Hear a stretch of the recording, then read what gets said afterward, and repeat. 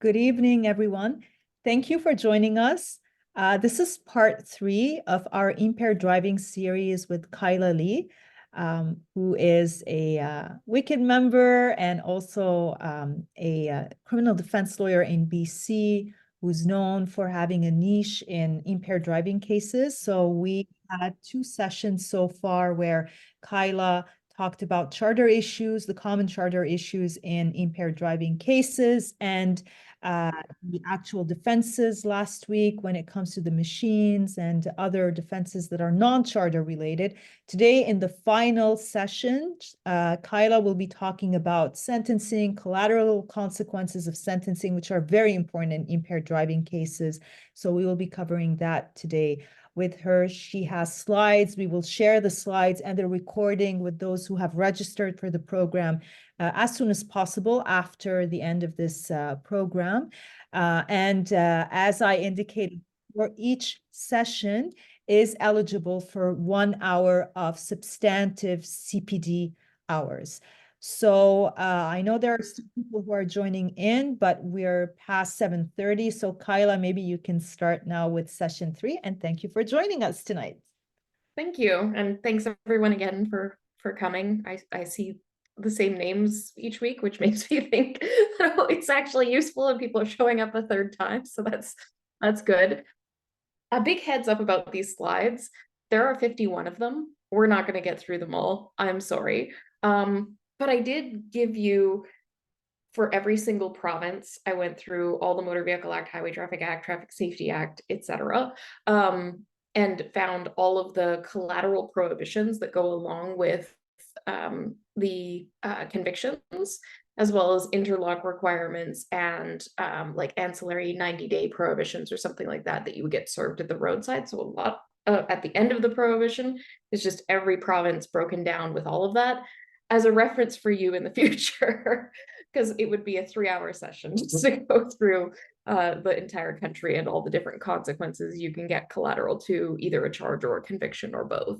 But I wanted to focus more on the main ones that tend to impact people across the board. There we go.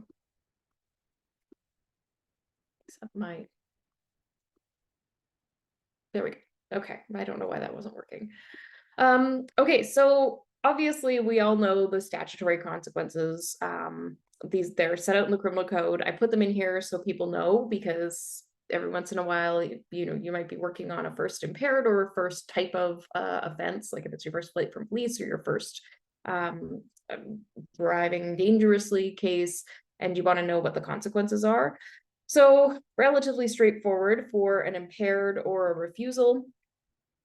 You're looking at a mandatory minimum penalty of a fine, a jail sentence for a second offense, a longer jail sentence for a third offense, and there's also at the bottom the summary conviction offense for the drug impairment with a low blood drug concentration, which just has a fine associated to it. Yes, there we go. I don't know why this doesn't work. Okay. There are also minimum fines based on the BAC. So always pay attention to what your client blows. I mean, for most impaired driving clients, you're probably going to not be on legal aid, and it's probably a paying client. And the difference between $1,000 and $1,500 is not why they're paying you several $1,000s to defend the case. But you might want to know. This especially has been a problem in my experience in the North, where it's PPSC dealing with the impaireds, because they interpret this as giving them no discretion to take an over 80 and accept a plea on the basis of a reading of 80 when they blow over 120. Which is silly. Like, the whole point of having this sort of structured thing is that it does give the Crown as well an opportunity to exercise their discretion to allege a lower reading, to give your client the benefit of a lower blood alcohol concentration sentence. So this can be in other jurisdictions outside the North a bit of a bargaining chip with Crown. If you have nothing else, you can at least save your client between $1,500 and $1,000. But for refusals at the bottom, the penalty is $2,000. And that was done deliberately by by Parliament, because they didn't want people to be incentivized to refuse if they were really drunk, right? Because you might take that gamble and go, well, I'll pay $1,000 if I refuse. And if I blow, I'm definitely going to blow over 160. So then I'll pay $2,000. So they make it the highest, which has implications, of course, when it comes to people who haven't had anything to drink and refuse because they don't agree with the demand. This is the part that I think, in my experience, most people get kind of tripped up on. Like, the fines are one thing, the jail sentence is relatively straightforward, your 30 days, your 120 days. But the driving prohibitions get a lot more complicated, because not all of the offenses related to conveyances have driving prohibitions associated to them. So you're going to have a mandatory driving prohibition order in circumstances where somebody's convicted of the impaired, the over 80, or the refusal offense. But if they're convicted of a dangerous, flight from police, hit and run, there is no mandatory period of prohibition. So it's totally discretionary to the court. Now, the big caution I give here, anytime there's a discretionary prohibition, is oftentimes it doesn't really matter what the court does, because you're going to have a provincial statute that's going to kick in and take effect anyway. For example, in BC, if you get a conditional discharge for dangerous driving and the court declines to order a driving prohibition, which happens in lots of my dangerous driving cases that end up with a plea for reasons I'll describe. In those circumstances, you can't avoid a driving prohibition for your client, because Section 99 of the BC Motor Vehicle Act says a conviction includes a discharge, and you're automatically and without notice prohibited for 1 year. So these are the prohibitions. And also pay attention to the prior offenses, because it used to be that you didn't have escalating prohibitions until the law changed in 2018, and now there are escalating prohibitions. So if the Crown is relying on notice to seek greater punishment, and your client is facing the jail sentence, they're also facing longer driving prohibitions. First offense is a minimum of a year for impaired 08 refusal, plus any length of time during which they're sentenced to imprisonment. Second offense is 2 years, not more than 10 years. And then subsequent offense is not less than 3 years. So you're going to have those escalating lengths of prohibitions. And note, there's no maximum length of prohibition on a subsequent offense conviction. So you could end up with a very lengthy period of time for a driving prohibition for a client if they're looking at their third offense, more than 10 years. Oh, was that a question? I can't see anybody. So if you have a question, just unmute yourself or throw it in the chat or whatever. The other thing you should note about these driving prohibitions is the language in the code about including the entire period to which the offender is sentenced to imprisonment. This was done deliberately by Parliament to clean up some confusion in the old version of the criminal code, because it wasn't entirely clear whether the length of the prohibition took into account the jail sentence. So some people were coming out of jail and they were saying, well, my driving prohibition was 5 years, but I did 2 years in jail, so therefore I only have 3 years left to serve. And there was a bunch of litigation that went back and forth on this. And ultimately, it all landed this same way, that it makes no sense to prohibit somebody from driving when they're serving a jail sentence, and that doesn't do what they're supposed to be doing. So it doesn't change anything, but that's the codification of what the case law had said. So now there's no confusion, but just make sure that you, of course, advise your client of it, because your client is probably, if you tell them you're pleading them, they've got some sort of a bodily harm offense and you're pleading them and there's going to be a jail sentence, and they are thinking that their driving prohibition starts the day they go to jail. That's not the case. And that can also get kind of complex when you deal with intermittent sentences.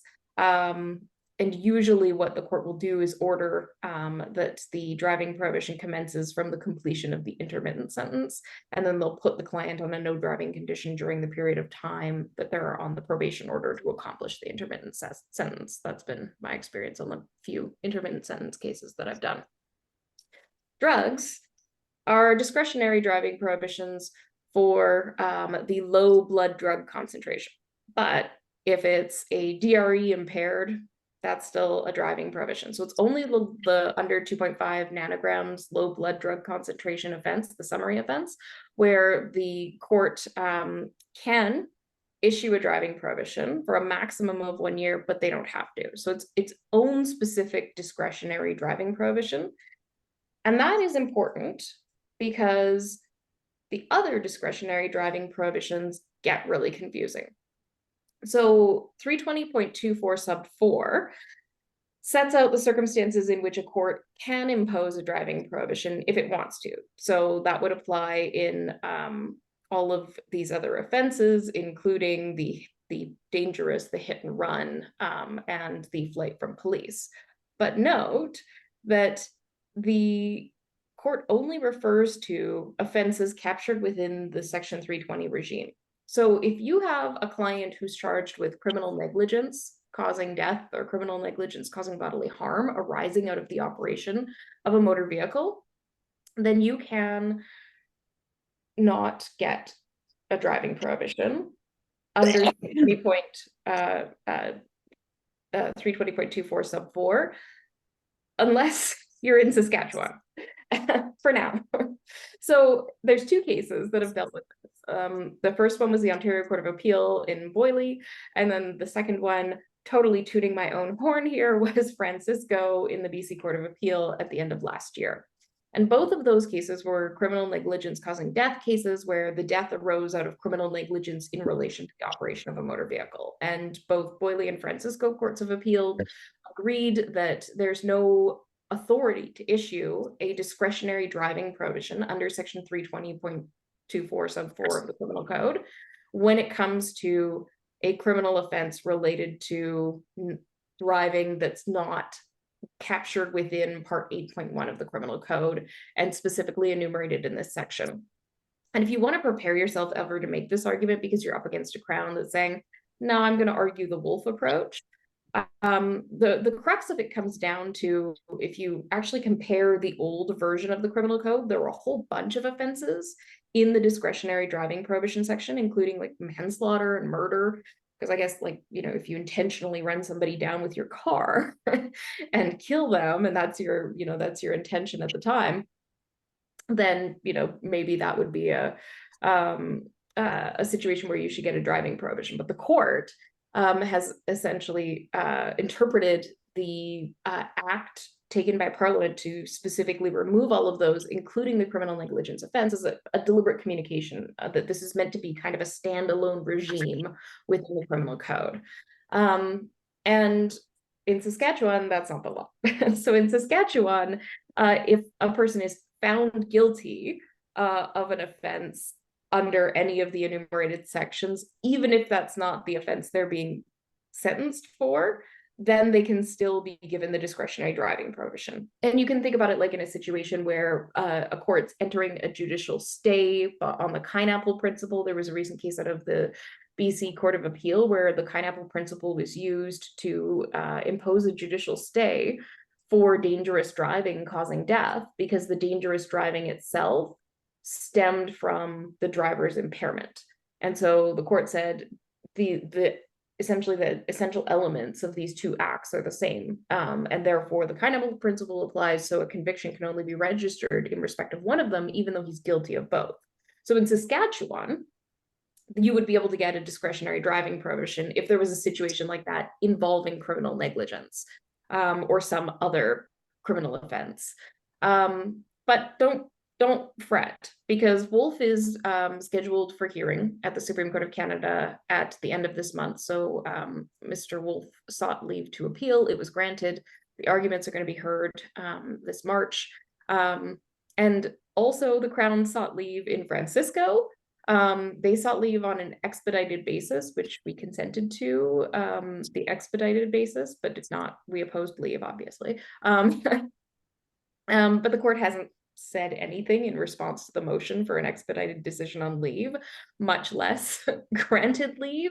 And with the hearing in Wolf being like weeks away, it's unlikely that they're going to be joining them together like the Crown wanted. So to me, I think probably they're going to overturn Wolf, because there'd be no need for them to hear Francisco if Wolf is is going to be upheld, because Francisco would need to be overturned, because right now Mr. Francisco is probably out driving a car somewhere. So that, or I guess they could also like retain jurisdiction and then, grant the order consistent with their decision in Wolf. But one would think that if they're going to overturn the elimination of a position on sentence, they would allow somebody to be heard on that.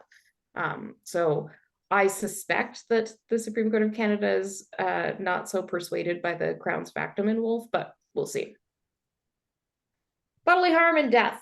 The biggest thing you need to know is that you can get a CSO thanks to the recent changes to the criminal code. CSOs are available for bodily harm and death. And if you have a bodily harm or death case, feel free to email me. I have like a really long list that is not separated between bodily harm or death. And after doing all the other work, I didn't feel like doing the work on that one to separate it and list like 40 cases of CSOs or fines and probation orders in circumstances where there was bodily harm or death. But I have them. If you want them, I will send them to you if you need them for a case, but you're going to have to read them and figure out which ones you want to use.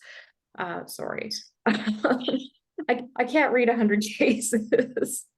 I mean, I can, and I will have to, because I have a sentencing coming up where I'm relying on them, but right now I can't.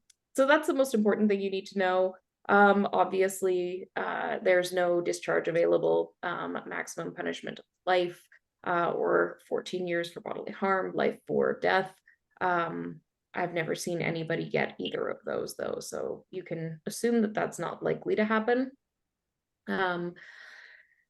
There are a bunch of statutorily aggravating factors on sentence for impaired driving offenses. They're all set out in section 320.22, but they're all the things that came from the case law. Like a lot of the changes that came to the criminal code in Bill C-46 were all things that were already well recognized in case law. Like no judge was not finding that somebody street racing was not an aggravating factor, or that bodily harm or death or a child in the vehicle. Like that's, for me, my worst nightmare for trying to negotiate out an impaired is with a kid in the vehicle, because all of the other circumstances, you can explain things away and you can, make your client sympathetic, but when they've got their child in the back and they're drunk and they're driving badly, that is really hard to overcome, especially because a lot of Crowns are also parents, and parents are kind of appalled when this happens. I'm not a parent, so it doesn't bother me, other than it makes it harder for me to secure a favorable outcome for my client. Professional drivers, higher BAC, obviously we know that's aggravating because it elevates the fine amount, but they like to double down on it in 320.22. Driving a large commercial motor vehicle, so like a big trailer truck, that type of thing, or if you are prohibited from driving. There are discharges available, as I said, for some offenses involving conveyance. And these are great ways if your client is more concerned about the impact of a criminal record or potential immigration consequences than they are about losing their driving privileges or having to do an interlock if you're in an interlock jurisdiction. A discharge is a great way around dealing with the sort of the potential for a criminal record and the other collateral consequences that come with it.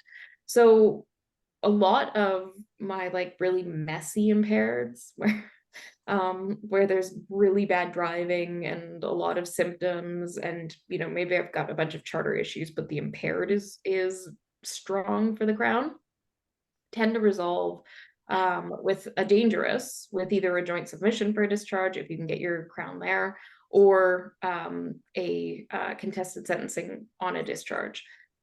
What I will say is my experience on the cases I've had in Ontario, few and far between, but the one time I suggested a discharge in a pretrial conference, the judge like burst out laughing and said, "We don't do those here." I don't believe that. And I just waved the file to BC and he got his discharge. But, I get what I want in the end. That's another option option for you: waive the file and then get what you want in another jurisdiction if there's some reason for your client to plead there. So these are all good options, and usually you can push something related to these into the facts. In BC, the way the law has evolved, and I say the way the law has evolved, the way I have evolved the law, because I keep arguing this over and over on contested sentencings and keep getting lengthy decisions, which I then order and then rely on the next time. So now I've got a little packet of decisions with abhorrent driving. Like I had one where my client was stopped using a spike belt because she was driving like on a tear through Richmond. I had one where the client drove through most of East Vancouver, nearly striking pedestrians and driving up onto the center median and things like that. I had one with a multi-vehicle accident, wrong way, wrong lane collision on a highway in the Okanagan with bodily harm, all of which got discharges, despite the lengthy pattern of bad driving, significant symptoms of impairment in each of the cases, because the client was a first offender and they took rehabilitative steps. They demonstrated a commitment to sobriety. And in all of the cases, essentially, it comes down to the judge adopting this one line, which is they did everything that could be reasonably expected of a person in their circumstances. So I like to explain to my clients right when they hire me that they need to start doing all of those things. Not everybody's going to do it, as we know, but I try and get them doing all of this because, you know, in the event you get a conviction, or if there's something on the table, having all of that effort of a demonstrated long-term commitment to sobriety, rehabilitative steps is going to put them in the best position, obviously. And in BC, that's going to get them a discharge. And I haven't had a judge refuse to follow that line of cases in any case where the client had followed those steps. Outside BC, the case law is not so great for discharges for these offenses, and essentially you're going to have some really unusual facts. I mean, at the end of the day, it's Fallowfield, but there's this BC Court of Appeal case that gets followed everywhere that talks about how dangerous operation of a motor vehicle is a true crime. I don't know that I agree with that, but so they say. And because it's a true crime, it attracts a stronger focus on the principles of denunciation and general deterrence, as opposed to specific deterrence or rehabilitation, which take a back seat. So that's been adopted. That commentary from the Court of Appeal in BC has been adopted in everywhere else in Canada in relation to the availability of discharges for these offenses. Yes, they're available, but it's kind of presumptive that you're not going to get them unless it's really unusual circumstances. So get creative. I've seen cases where somebody got a discharge because they were the unwitting getaway driver in a bank robbery that they didn't know was going to happen. I saw a case once where somebody got a discharge because they were having a mental health episode. It was like bipolar disorder that was being untreated, and they were having a manic episode. Somebody who got under much earlier version of the criminal code where it was available, a discharge for dangerous driving causing death, because they were driving their pregnant wife to the hospital because she was in labor and blew a stop sign and T-boned their best friend, killing their best friend who just happened to be going through that intersection at the same time. Like crazy, weird coincidence set of circumstances that would probably never happen again.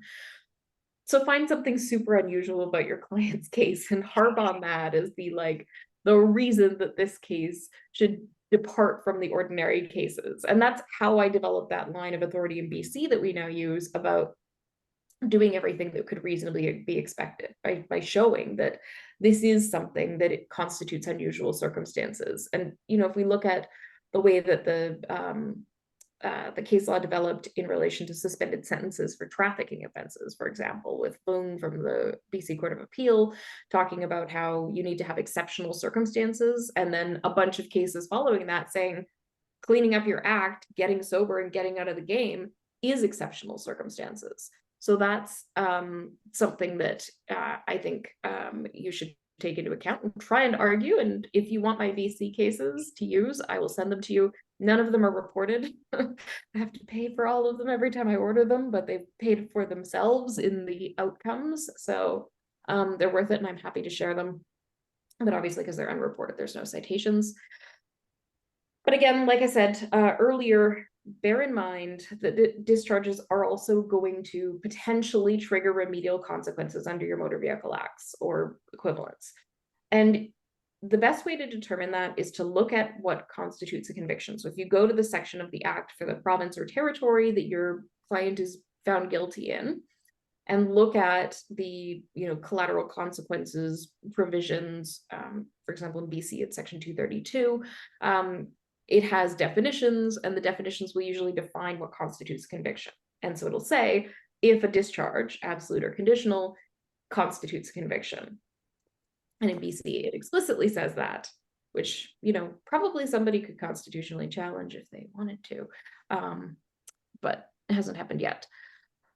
This is obviously a big one for your clients. In your socialized insurance jurisdictions like BC and Saskatchewan, you're going to have an automatic breach of your insurance conditions for getting a conviction for impaired driving.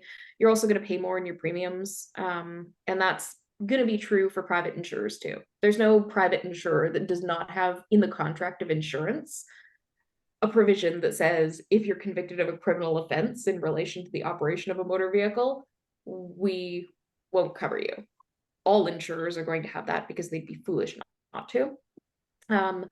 But again, look at the contract and look at what is defined as conviction, because in British Columbia, for example, even though conviction in the Motor Vehicle Act includes a discharge, for the purposes of the Insurance Vehicle Act, it does not include a discharge. And so our clients who get the 1-year driving prohibition automatically once they get a discharge aren't always being breached on their insurance. Now, an insurer obviously always has the ability, just because it's not an automatic breach, maybe you secure a deal that's not going to automatically breach their insurance, that does not prevent them from being breached. The coverage can still be denied in circumstances where the insurer determines there's been a breach of a condition of the insurance. And I guarantee you, every single insurance contract that exists has a condition that says you have to be sober when you're driving, because obviously. So watch out for that, because they can do, if they're not doing a statutory breach, we call it in BC because it happens by operation of law, or a contractual breach, then they might be doing a discretionary breach anyway. And what you're going to want to do if you have a client outside of Saskatchewan or BC, where it's obvious because it happens under the law, if you have a client with a private insurer, get a copy of their insurance contract and read it over and look at what's in there so that you know for your file, especially if you're in a private insurer jurisdiction, you're going to want to know for each and every accident file you have, because I don't know, private insurer companies, Allstate, I'm going for the ones on TV, Allstate might define a breach in some circumstances where Geico wouldn't, right? I don't know who does your insurance, but so you're going to want to make sure that you have an understanding of each specific client's insurance consequences and make a note of that somewhere big in the file. Because the other thing, the beauty of insurance consequences is lots of cases on sentencing have found that having to pay the costs associated with insurance breaches are mitigating factors on sentence. It's like you characterize it kind of like as a lifelong consequence that the client has to pay, especially if they seriously injure somebody. They're basically going to be paying for their care and treatment for the rest of their lives and working to support another individual, and an everyday reminder that they really messed up. And I've found judges to be quite receptive to that, even though these breaches might be happening by operation of law. They seem to have some sympathy for the fact that people get these expensive consequences associated to them. The other thing is, of course, your premiums can go up. And some insurers may also refuse to issue insurance. There are a lot of employment consequences. Obviously, there are going to be things that are like naturally known to most of you. Everyone with a brain cell can probably figure out if your client is a bus driver and they get convicted, they're going to lose their job because they can't drive the bus. But beyond the sort of obvious ones like professional drivers, taxi, Uber, Lyft drivers. There are other ones that people don't think about. So firefighters, weirdly, are required to have clean driver's abstracts. I have a lot of clients who are in firefighting, and they all are very concerned about even getting like a 24-hour prohibition or a roadside prohibition on their driver's abstract, because that can impact their employment or their ability to enter into the field. If they're training to be a firefighter, you get a lot of people that do like wildfire mitigation, and then they get an impaired while they're up fighting wildfires. And then they want to become an actual like firefighter with a specific city, but they get an IRP or an impaired charge, and that jeopardizes that. So firefighters are one where they have to have that. I mean, obviously, I guess if you want to be a police officer, that's another one. I didn't include that. So they're going to be ones that it's related to the type of work they do, but it's not, not every firefighter is going to drive the fire truck. So it doesn't, it's not obviously related. But a big one that you should watch out for is pilots, because this is something that we don't talk about in Canada very often, because it's actually a US regulation. So for Canadian pilots, so WestJet pilots, Porter Air, whatever, what's Lynx Air that just went away, or Air Canada pilots, and especially Air Canada pilots, they have to have FAA clearance in order to fly in US airspace. So if you're only flying from Vancouver to Nelson, you're an experienced Air Canada pilot, and they put you on that really awful route, and you do that, you don't need to worry so much about this. But if you are a pilot who flies into the United States, like my pilot on my flight today to Columbus said he'd been mostly flying to Montreal ever since COVID, and this is his first time in Columbus in 10 years. But he has to have a specific clearance with the Federal Aviation Authority in the United States. And in order to have that clearance, they are required to report to the FAA the moment they're charged. It's crazy. They can discipline you and suspend your clearance if you don't report a charge. So it happens right away. And then they also have to update them on the progress and report any outcome. Because this is US law, we can't defend the clients when dealing with their FAA clearance, or do the reporting for them, or talk to the governing body and try and persuade them that the charge itself is going to be dealt with in a way that's not going to impact their clearance. But I put in the name of the name of a friend of mine who practices in Washington State, who does specific work dealing with pilots who get DUIs. And so if you need a referral for somebody specifically for your pilot client to have a lawyer for that, Scott Wonder is the go-to person. Then you also have professionally regulated bodies, and there's a lot of them. You should ask your client, because there's lots of things I didn't even realize had professional regulation until I started to have to deal with the clients getting the consequences of it. Even like mortgage brokers in British Columbia, for example, we just switched to a government-run professional organization called CFSA, which is like for any financial services. So mortgage brokers, accountants, like all of these are kind of governed under the same body. Realtors are included in this. And all of these people have to report if they get a charge or a conviction, or sometimes both. And so you're going to want to ask your client in your intake interview with them, are you a member of a professional association? What do you do for work? And then do you pay any fees to any association for that? Google it, find out if you have to be registered for that.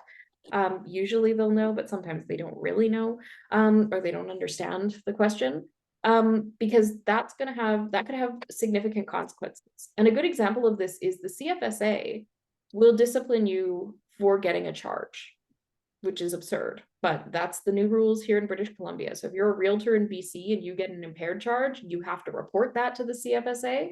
And not only do you have to report that to the CFSA, but you also have to explain it, and then the CFSA asks you to provide, or asks your client to provide, a copy of the Crown disclosure package. don't do that. There's a couple of reasons why you don't want to do it. Number one, if you're dealing with a regulatory body that has some connection to government, you don't want to be turning over information about your client's defense to that body. And lots of the time, these bodies are going to want your client to provide an explanation of why they got the charge or what happened or their version of events. And that could compromise their criminal case. Anything they send to those bodies can be obtained by a production order. So you're going to want to tell your client two things. Number one, get a lawyer and have any reporting to them done through communication from their lawyer, like a specific lawyer dealing with that regulatory body, because then it's not, it's not necessarily going to be a statement that the Crown can prove that the client made and not a lawyer's submission. I've had this in a couple circumstances. And the other reason is the lawyer can usually negotiate with the regulatory body by explaining they're charged, they've got the presumption of innocence, they maintain their innocence, the matter is before the court, it could compromise their defense and their ability to maintain their innocence throughout the proceedings if you require an explanation now. And so therefore, we're asking. Sorry? It's 10 after 8. I don't think that's a question. Okay. If you're requiring them to provide that, then make sure that you get them to do it through a lawyer and make sure that you get that lawyer to get a deferral until the criminal proceedings are done and over with and dealt with. And if the Crown disclosure package is sought by the regulatory body, don't give it to them because you can't, because disclosure is provided on, don't worry about it. Disclosure is provided on the basis of an implied undertaking that it only be used for defense of the criminal case. So you would have to seek a variation of the undertaking. And my general approach is to talk to my client's counsel with their regulatory body and tell counsel to tell the regulatory body to go tell the Crown to vary the undertaking. Otherwise, they can pound sand because we're bound by the undertaking and leave it at that. Because you don't have a duty to assist by violating an undertaking. So penalty points, they will probably be attracted in some way to any type of criminal conviction. People don't really think about the penalty points, but they can have significant consequences because you might get penalty point premiums, driver risk premiums, insurance increases, further driving prohibitions beyond the discretionary or mandatory ones imposed by the court in the Motor Vehicle Act. I've had clients that then get, they are found guilty. They don't get a crim code prohibition because they get, the discretionary no prohibition. They get 1 year under the Motor Vehicle Act automatically. And then they get a letter in the mail from ICBC saying, hey, by the way, we're actually going to take your license for 18 months because we can, because you got 10 points on your driving record. So make sure to advise the client about how many points are going to go on their driving record and the potential consequences associated with those points for any plea or any finding of guilt. And if you forget to do this or don't do it and your client wants to appeal, you're probably okay, because points are kind of not considered a legally relevant collateral consequence for the purposes of withdrawing a guilty plea or arguing that the plea was not free, voluntary, and informed. The case law in Ontario basically says that definitively, and then the case law in BC says unless you were misled or misrepresented or misinformed and you relied on that misinformation, it's not legally relevant. But if somebody misled you, somebody in a position of authority misled you into thinking something else, then somehow that does become legally relevant. Don't ask me about the logic in BC. I don't entirely understand it, but that's the law here as compared to Ontario. So you're probably fine if you forget to cover penalty points. The case law generally says that most experienced drivers should know.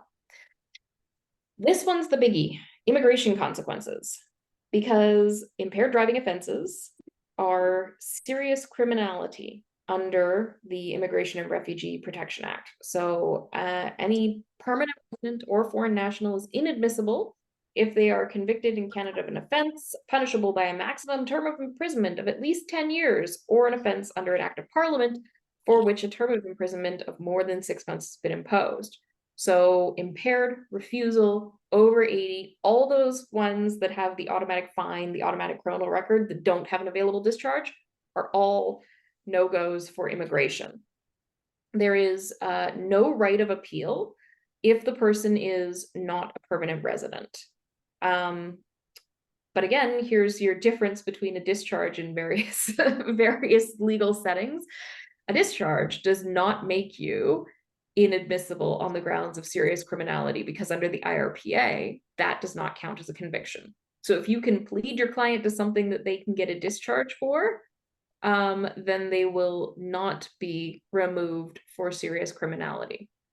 There's, again, immigration has lots of other ways to remove people, but it is a do not pass go, do not collect $200 if you're here on a work permit and you get convicted of impaired driving. You are out, period. No question. And I mean, there's like your final appeal to the minister on the basis of hardship or humanitarian grounds. But the best example of that is the driver in the Humboldt case, who is no longer in Canada. He served his jail sentence, he pled guilty, he did everything that a not so reasonably informed member of the public would expect somebody to do in those circumstances. And those who know a little bit about dangerous driving are all wondering why he fled, but that was his choice and he was entitled to do it. And, he served a sentence that obviously made him inadmissible on the basis of serious criminality. His final appeal to the minister on the basis of humanitarian grounds was denied. So don't expect that that's going to be something that you can rest your hat on. If your client is not admissible, then they are gone. I mean, I guess if they're coming from like a war zone where they're persecuted on the basis of their sexual orientation or their race or their religion or something, you'd have a better argument. But I would not leave the fate of my client on an immigration case in the hands of a minister or in the hands of an official looking at it on humanitarian reasons. I would, rather than roll the dice there, roll the dice at trial. And then if you lose at trial, you can still roll the dice again. And at least maybe you'll get some beneficial findings out of a judge that can be used to support their case. So I never plead anybody who's not a citizen, because that's the end. Obviously, for permanent residents, you want to get them an immigration lawyer before anything happens. You want to have them have that immigration lawyer on standby for a couple of reasons. One, because you want them to deal with the appeal right away. As soon as the conviction happens, you want them to be working on that. You also want them to be able to advise your client of their likelihood of success on the immigration appeal. And if you're not an immigration lawyer, you're not going to know whether or not that appeal is going to be successful. The other thing that having your client retain an immigration lawyer for, if they're either a PR or some sort of other non-citizen, is they can write a letter to the Crown explaining these immigration consequences. So I finished. I'm going to send it to you now. And that can be really helpful. I've found with the Crown is having a letter from an immigration lawyer. And even if the Crown doesn't do it, if you're in a situation where you're maybe pitching a discharge for something, or you're trying to get them a lesser sentence where the Crown's not relying on notice and it's a subsequent conviction, because the law changed, right? So if you had a conviction before the 2018 changes, you wouldn't be inadmissible. But the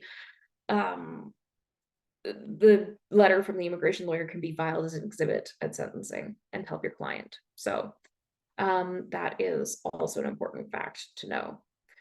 What if your client travels outside Canada? Also something that you need to speak to an immigration lawyer about, but in the country where they want to travel.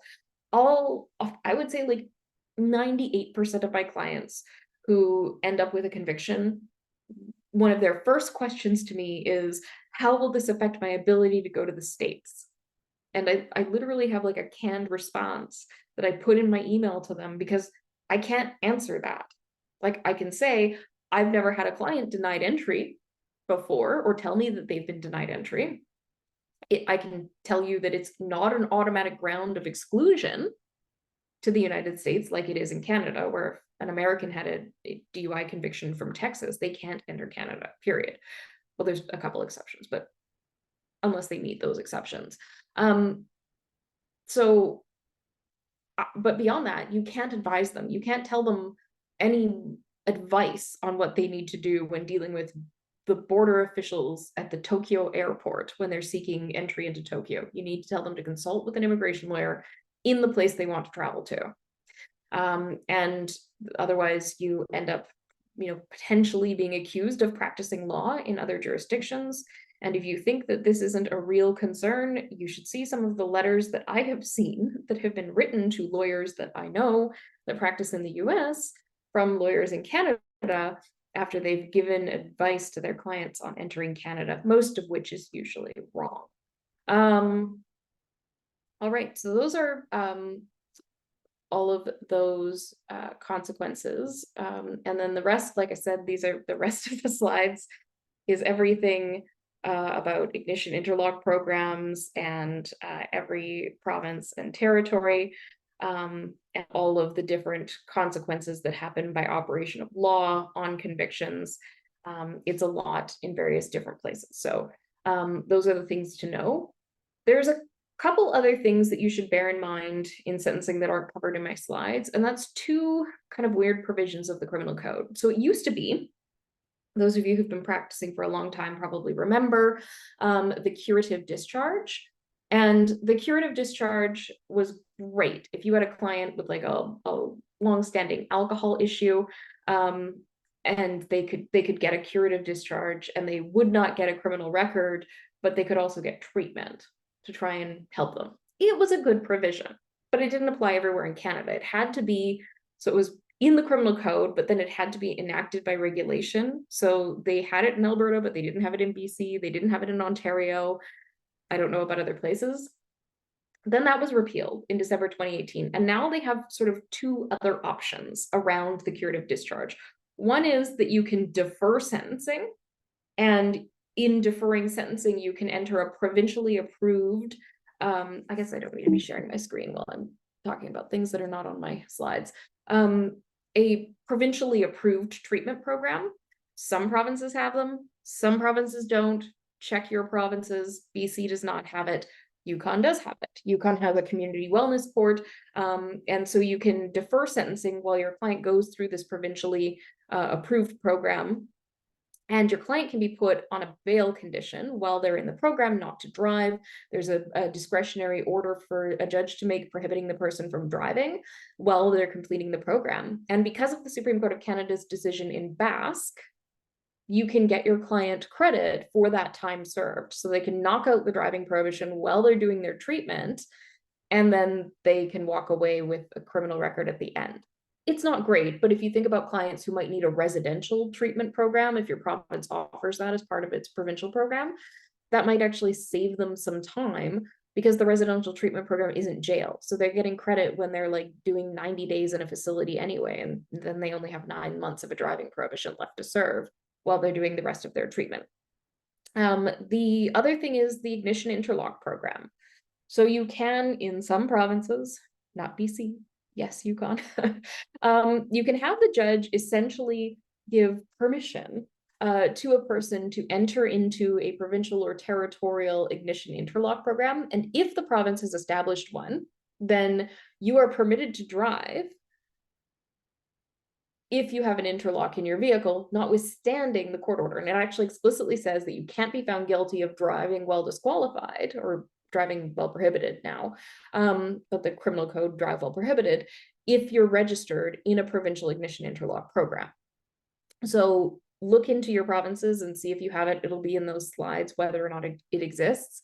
Doesn't in BC, does in Yukon. I can tell you that off the top of my head, because I just had a sentencing in Yukon after all of that.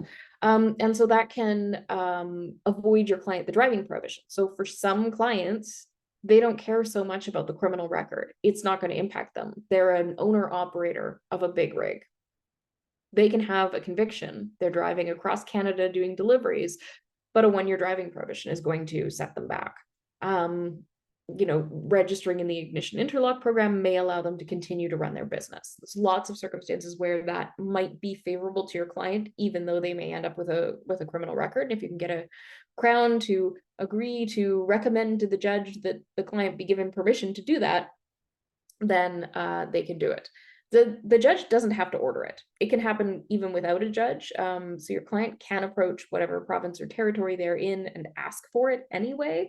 Although it's a lot easier in most jurisdictions to get it with a recommendation or a commendation from the judge to do it, as opposed to just like randomly approaching them. And some provinces, as I understand, will say no if it's not something that the judge suggests during sentencing. And then last point I wanted to make was with respect to Basque, just to remind you that, yes, you can get credit for time served, one-to-one credit for time served on driving prohibition as part of a bail condition, but that does not, until further constitutional challenge is done, impact any provincial sanctions. So for example, my client pleads guilty to impaired driving in BC. He's been on a driving prohibition for 8 months as part of his bail conditions. He's not back on the road after 4 months because he has an automatic without notice 1-year driving prohibition from the date of sentencing under Section 99 of the Motor Vehicle Act. But there's a third but to this, and that is that this makes those provisions potentially problematic because they look like they are functioning not to deal with a valid public safety concern arising out of the operation of a motor vehicle, which is in its pith and substance road and highway legislation, but instead supplementing the criminal law by imposing a stronger sanction than might come out of court in those specific circumstances. So there is an opportunity to constitutionally challenge those provisions and essentially have read in the right of a judge to waive it in circumstances where credit's being applied pursuant to the Supreme Court of Canada's decision in Basque. And the last thing I'll say is I don't have any written reasons on this. It was an oral decision, but I did get a judge to give 0.5 to 1 credit. So my client was on a 2-year bail condition and he got 18 months. I don't know what the math is on that, but not 1-to-1 credit. He said, I'm not comfortable giving him 1-to-1 credit for this, but he did give him credit for time served on a driving prohibition where his bail condition was not to drive, with exceptions for employment and childcare.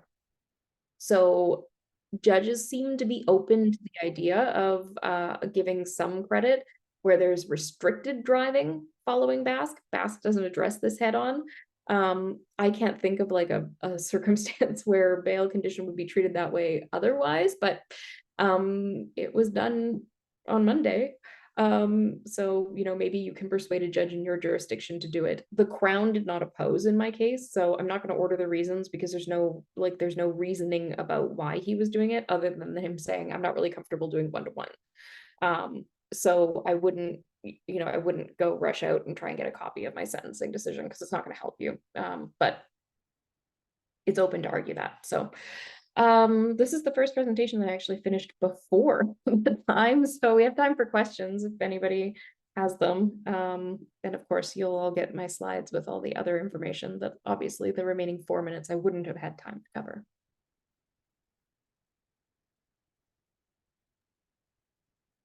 So if anyone has questions, you can ask them either on the chat or even live by video. I actually have a question, KYLA, because you did mention that you had a case in Ontario where you were trying to get a discharge. So you said that you got it then transferred to BC. Like what happened exactly there? I'm just interested. Yeah. So I had a client who was a long haul truck driver, and he was driving his big semi truck down the highway in Kapuskasing. I don't even know where that is, but it doesn't sound like a fun place. And like crossing into the wrong lane. It was all captured on dash cam. It was terrible driving. And then it was a drug impaired with a lot of drugs involved. And so he was charged impaired dangerous. And I tried to get Crown at an Ontario PTC or whatever you guys call them to agree to a discharge. And got laughed out of court. But my client, because he was a long haul truck driver and had family in BC, was like, I'll just move to BC if you think you can get me a discharge there. And I was like, oh yeah, for sure I can. So that's what we did. He moved to BC, we waived it to BC, he pled to the dangerous, and the Crown, the agreement was I could seek whatever I wanted, because the Crown, having heard the judge in the Ontario PDC, was like, there's no way this will ever end in a discharge. Meanwhile, I know better in BC. Yeah. We're really lax on sentence in British Columbia. We love to like give suspended sentences for everything under the sun. But was it easy, like, to convince the Crown in Ontario to have it? Yeah. Yeah, I mean, it was going to be a complex file to prosecute in a jurisdiction that seemed to have very few resources.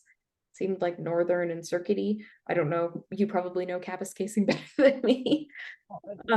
Yeah, I know it's in the east, but Yeah. mm. So they were more than happy to get rid of it, and you know they thought if they get a plea on the dangerous, that was their strong count anyway because it was all captured on video. Okay, good. Looking here, so I see more comments, but I don't see questions. So if anyone has questions, please ask. We will wait at least until 8:30, and the slides will be sent to you guys as well as the video soon after this presentation. Hopefully no questions means I covered everything that could possibly be thought of because I tried to. Great, because you also, you know, covered a little bit of what happens in different provinces. Let me just see.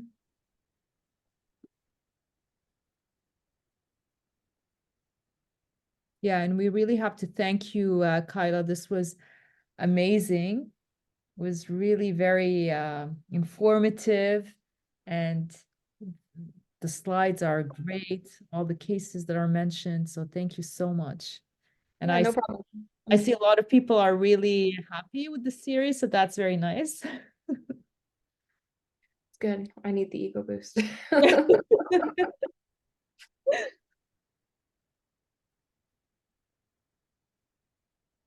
I don't see any questions. Oh, I see it. And okay. We'll have more, and we'll have KYLA do more stuff. I mean, KYLA is always happy to help, and she's a very devoted WiCCD member. So we're very happy to have KYLA and other members as well. Yeah, everybody's thanking you, KYLA. This was amazing. It's good. And it's, you know, 3 hours of CPD done too by March. That's true. All right. Well, if nobody has any questions, then we'll just end this here. Thank you so much, KYLA, for taking the time over the past 3 weeks to share with us your knowledge about impaired driving cases. And if anyone has any question afterwards, you can, I'm sure KYLA will be happy to respond by email. I think you all know how to reach KYLA. She's very accessible, whether it's through WiCCD or her email or on social media, where she's very active. And follow KYLA. One thing I will say is please follow her, because she gives out tips in her videos and in her tweets. So that's very important as well if you're interested in impaired driving cases. So thank you, everyone, and have a good night, and see you all soon.